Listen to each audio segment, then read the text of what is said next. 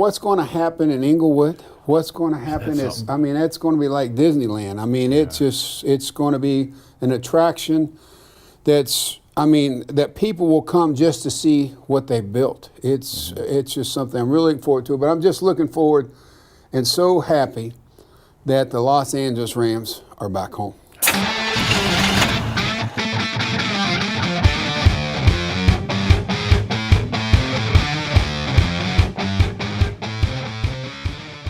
Your Uncle Joe's Garage. We're right here, thanks to Mike Thompson RV. Dennis Harrah's with us. We have a real honest-to-God athlete in Uncle the building. Joe, thanks for having me. Well, welcome. Former Ram, such as you are. Former Ram. The first thing we do, though, in the garage, we always ask, what was your first car? And I'm going to guess, in your case, it was something large. My first car was, I believe it was a 65 Dodge Dart with the push button on the side. Okay. And it was my sister's car, and I got that when I was at college at the University of Miami. Mm-hmm. And didn't pull a lot of women with that Dodge Dart, but it got me from one place to the other. And with the slant six engine, it probably kept running after you turned it off. That's even more impressive. It was hard to turn off. But a lot like me, it was pretty hard to turn off. Well then, ladies and gentlemen, Dennis Harrah is with us. Yeah. You were actually a #1 draft pick, weren't you? I was a #1 draft pick out of the University of Miami. I was the 11th player in the nation picked, second offensive lineman in the nation, and I was very fortunate. And I signed a contract for, now this is the 11th player in the nation to sign a contract for $30,000. Wow. That was real. And people always say, you old guys should have saved your money. I go, hell, I did. But that same contract today would be worth about somewhere in the neighborhood about $20 million.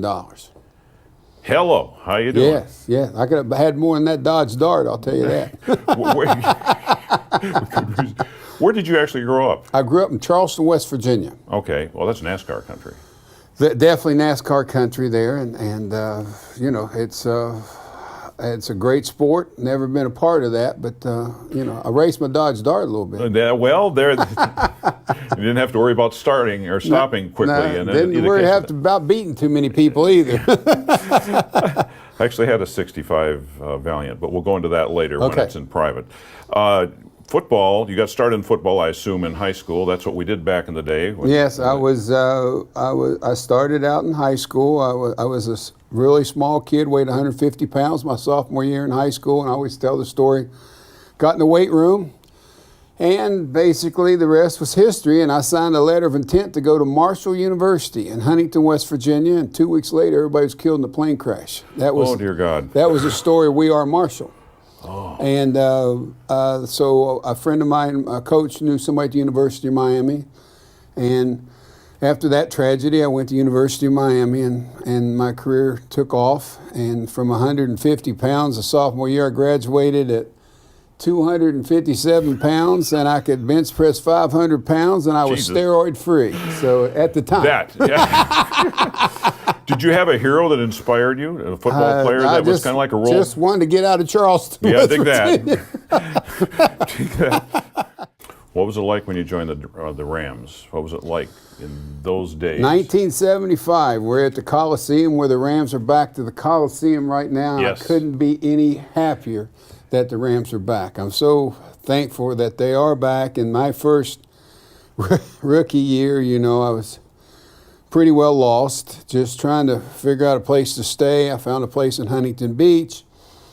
I lived right on the beach, and there was farm boy living on the beach playing football. Hillbilly comes to Huntington Beach, So, needless to say, it was a wonderful experience. It was great. I got to play.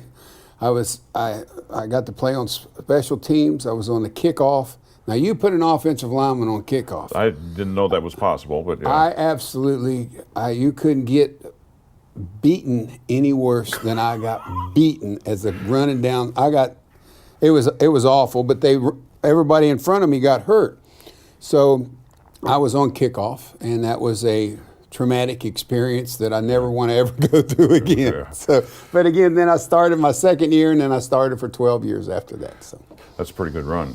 It was a great run. Lord has blessed me. I had one surgery in almost 20 years of playing ball, and like I said, the Lord has taken care of me on that. That's amazing. All good. Congratulations on avoiding that.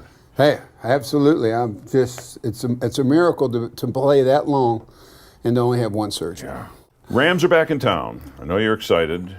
How did the various people that you played with over the years get together and talk about the good old times, or is it just these kind of events? Well, we're going to see, is there a certain section or there's a lot of security to keep you out of trouble? Basically, the thing that's happened when the Rams left, I could explain it like it was going through a bad divorce. I mean, when they left, the fans, it's just such a void. It was such a void in my life.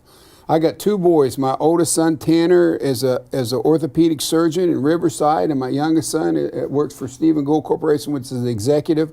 One's 29, 25, and I've never been able to take them to a ball game to where their dad played. Now, I get chill bumps. Now I can take my boys to a ball game where their dad played. And plus, they're going to give me sideline passes. I can take my boys down there. The Rams have been very gracious to us. They, the older guys, as they call the legends. Legends, and yes. They've called us the legends. And so, needless to say, I just couldn't be any happier that I could share that with my boys. That's great.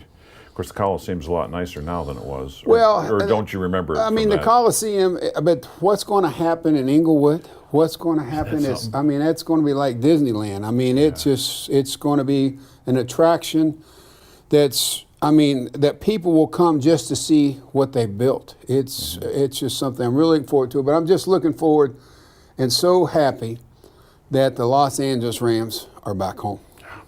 Dennis, thank you so much for being here. It is my pleasure. Next time you're in town, which will probably be when the next game is, we'll have to see if we can drag you and Fred in at the same time. You know what? That would be a show.